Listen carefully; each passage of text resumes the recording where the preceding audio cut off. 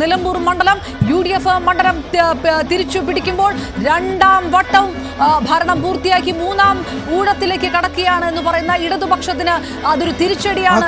കുറച്ചുകൂടി 11,005 എന്നുള്ള കണക്കുകൂടി വരുന്നുണ്ട്. അത് കുറച്ചുകൂടി കൃത്യമാകാനുണ്ട്. ഏതായാലും ആര്യാടൻ ഷൗക്കത്തിന്റെ വിജയം പ്രഖ്യാപിച്ചു കഴിഞ്ഞു എന്നുള്ള വളരെ പ്രധാനപ്പെട്ട വാർത്തയാണ് ഇപ്പോൾ പുറത്തു വരുന്നത്.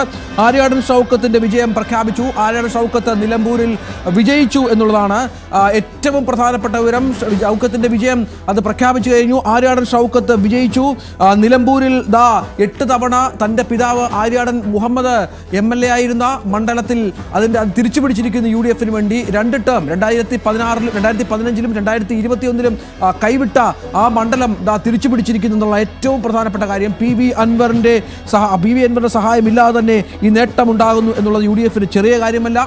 വലിയ തോതിൽ ആ നേട്ടം ആഘോഷിക്കുകയാണ് UDF പ്രവർത്തകർ. മണ്ഡലത്തിൽ പരാജയം ഇടതു കേന്ദ്രങ്ങളിൽ തന്നെ വലിയ അമ്പരപ്പും ആശയക്കുഴപ്പത്തിന് വിടവച്ചിട്ടുണ്ട്. ഇതെപ്പോൾ കാണാം. പ്രധാനപ്പെട്ട ഇടത് സോഷ്യൽ മീഡിയ കേന്ദ്രങ്ങളിലടക്കം ഇതൊരു വിമർശന ബുദ്ധിയിൽ തന്നെ ഉയർന്നു വരികയുന്നുണ്ട്.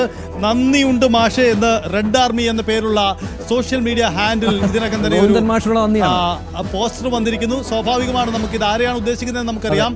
MV ഗോവിന്ദൻ മാസ്റ്റർ തന്നെയാണ് ഉദ്ദേശിക്കുന്നത്. അദ്ദേഹത്തിന്റെ പ്രസ്താവനയാണ്. ഇന്നലെ മുഖ്യമന്ത്രി അദ്ദേഹത്തിനെതിരെ വിമർശനം നടത്തി എന്ന സാഹചര്യം കൂടി ഈ ഘട്ടത്തിൽ ഓർത്തെടുക്കേണ്ടതാണ്. അതുകൊണ്ട് ഇനി തോൽവിയുടെ ഉത്തരവാദിത്തം സ്വാഭാവികമായും MV ഗോവിന്ദന് തന്നെ ഉണ്ടാകുമോ എന്ന ചോദ്യം കൂടി ഉയർന്നു വരികയാണ്. എന്തായാലും ഇടതു കേന്ദ്രങ്ങളിൽ ഈ തോൽവി ആ തരത്തിൽ കൂടി ചർച്ചയായി മാറുന്നു എന്നതാണ് പ്രധാനപ്പെട്ട കാര്യം.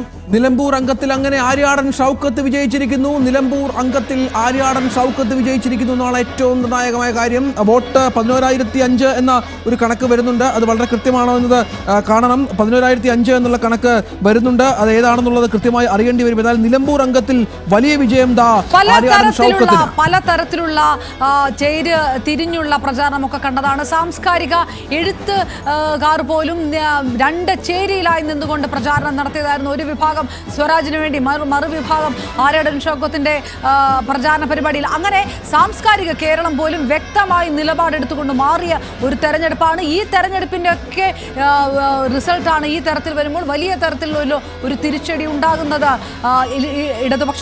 ഇടത് നേതാക്കളുടെ പ്രതികരണം വന്നുകൊണ്ടിരിക്കുന്ന സാഹചര്യമാണ് എന്ന് തോന്നുന്നു.